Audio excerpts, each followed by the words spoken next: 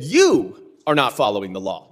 Don't tell us to change the law. If you don't like the asylum system, you change the asylum law. A simple question turns into a tense showdown over asylum and the law. Secretary Noem, let's talk about the law.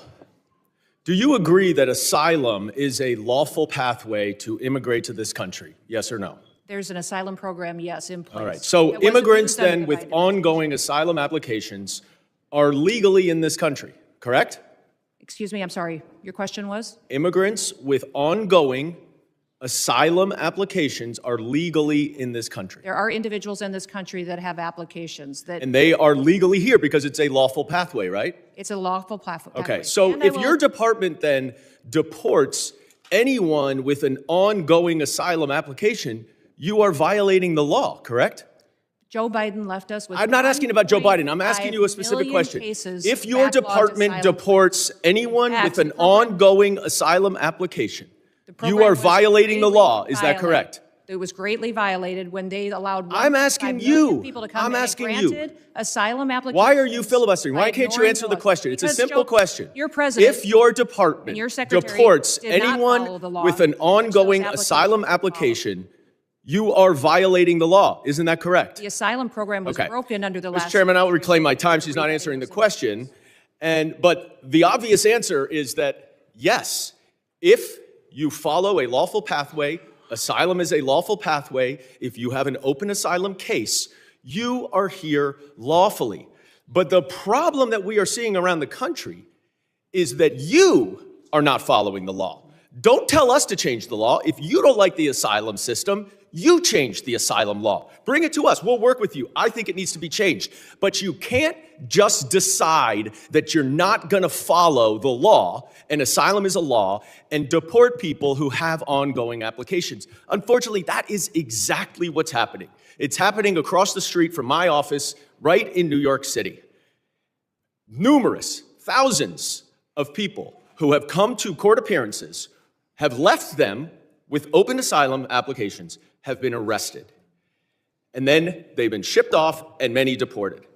In September, one applicant was ripped away from his wife and small children after such a court appearance. And then this happened to his wife. Please play the video.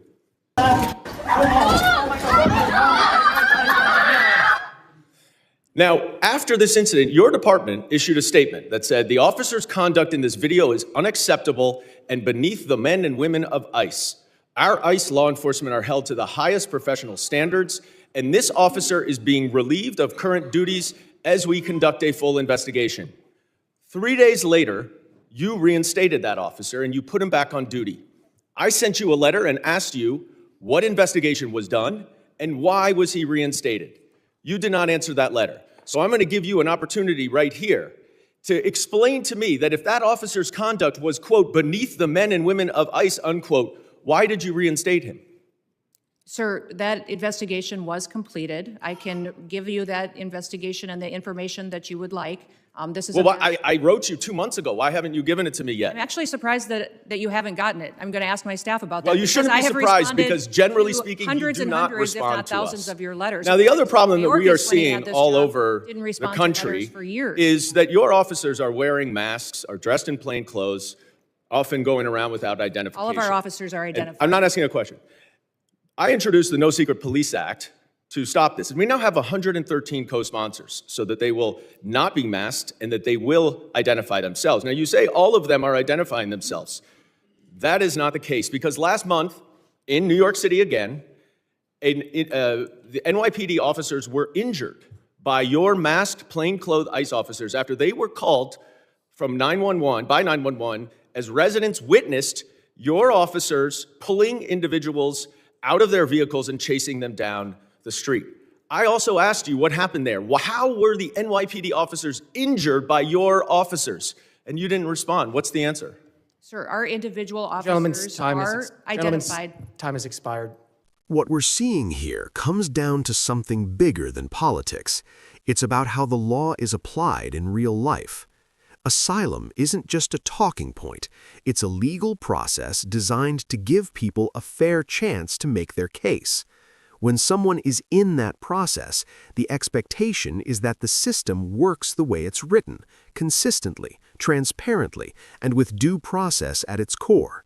Moments like this highlight why oversight matters. When clear questions don't get clear answers, it raises concerns about accountability and whether policies are being carried out as intended. And for everyday people trying to follow the rules, uncertainty in enforcement can create fear and confusion about what their rights actually are.